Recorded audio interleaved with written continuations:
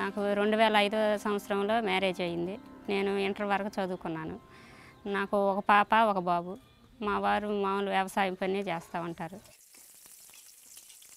ఈ ప్రాజెక్టుకు రాకముందు మా వారు చేసుకొచ్చే డబ్బులతో కుటుంబం గడుపుకోవాల్సి వచ్చేది. ఈ ప్రాజెక్టులో వచ్చినాక ఈ గేదెలను మేపుకోవటం, ఆ పాల మీద వచ్చే డబ్బులతో కొంత ఆయనకి సహాయంగా ఉండగలిగాను.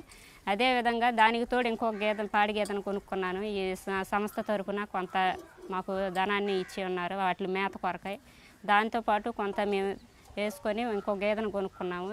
దానివల్ల ఇంకా దానికి రూపాయి ఎక్కువయ్యి పిల్లల్ని సమృద్ధిగా చదివించుకోవటానికి, వారికి కావాల్సినవి ఇచ్చుకోవటానికి మాకు ఎంతో అవకాశంగా ఉంది. ఈ ఈజే ప్రాజెక్టు ఈ గ్రామంలోని నరుకులపాడు గ్రామంలోని పేద మహిళలను ఒక 10 మందిని కలిపి ఒక గ్రూపు లాగా చేశారు. దాంట్లో నేను ఒక లీడర్గా ఉన్నాను. ఆ గ్రూపులో లీడర్గా ఉండి ఈ ప్రాజెక్టు ద్వారా తెలియని విషయాలు ఎన్నో తెలుసుకున్నాము.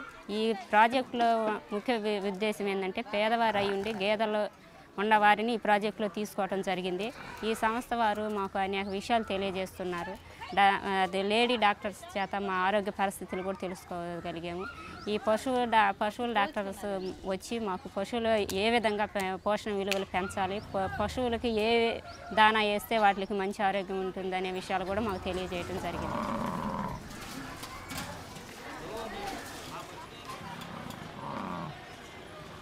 పాలు ఎలా ఇస్తాయంటే ఈనిద్ది కదా, ఈనిన తర్వాత నుంచి 3 నెలల వరకు పీక్ వెళ్ళిద్ది. ఇలా రెడ్డి చూపిస్తాం. పీక్ అంటే 3 నెలలకి అది ఎంత మ్యాక్సిమం ఇవ్వగలదో అంత ఇచ్చిద్ది. 3 నెలల తర్వాత 4, 5, 6 నెలలు ఉంటాయి కదా, తగ్గుతూ వస్తుంది. అంటే 3 లీటర్ల నుంచి స్టార్ట్ అయ్యి 6 లీటర్ల వరకు వెళ్ళి ఆడ నుంచి మళ్ళీ 3, 4 వచ్చి ఆగిపోద్ది. ఇంకా 4 లీటర్లే ఇచ్చిద్ది. ఈ టైంలో ఈ 6 నెలల్లో ఎంత ఎక్కువ దాణా పెట్టుకుంటే అంత ఎక్కువ పాలిస్తాయి.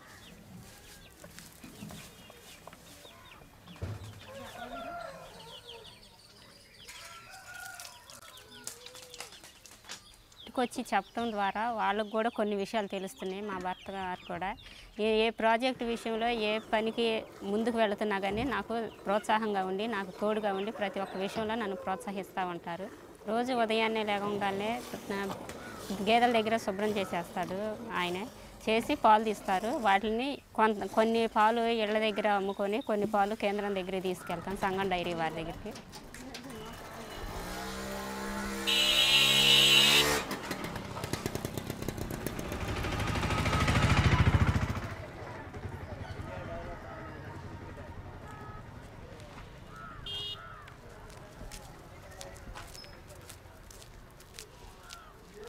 వాళ్ళు మాకు వెన్న శాతాన్ని తీసి ఆ పాలలో కొన్ని పాలు తీసుకొని వెన్న శాతాన్ని చూసి ఆ పాలు పోయించుకొని వెన్న శాతం స్లిప్పులు మాకు ఇస్తారు. వాటిని తీసుకొచ్చి వాటిని 10 రోజులకు ఒకసారి, 15 రోజులకు ఒకసారి ఆ పాలు డబ్బులు మాకు తిరిగి చెల్లించడం జరుగుతుంది.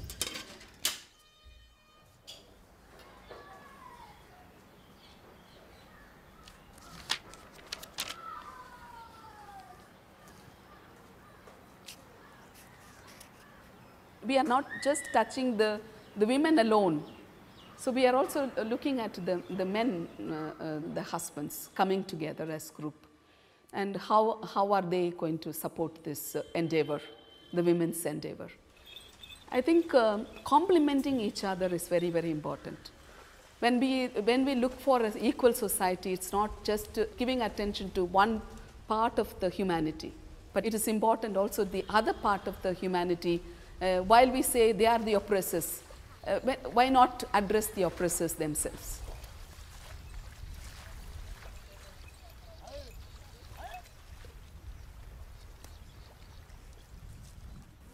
రైతు మిత్ర డైరీ దగ్గరికి తీసుకెళ్తామన్నారు గుంటూరు 10వ తారీఖున. ఇప్పుడు అక్కడికి వెళ్తే పాల కేంద్రం గురించి, పాల పదార్థాలు వాటి గురించి తెలియని విషయాలు తెలుసుకోవచ్చు.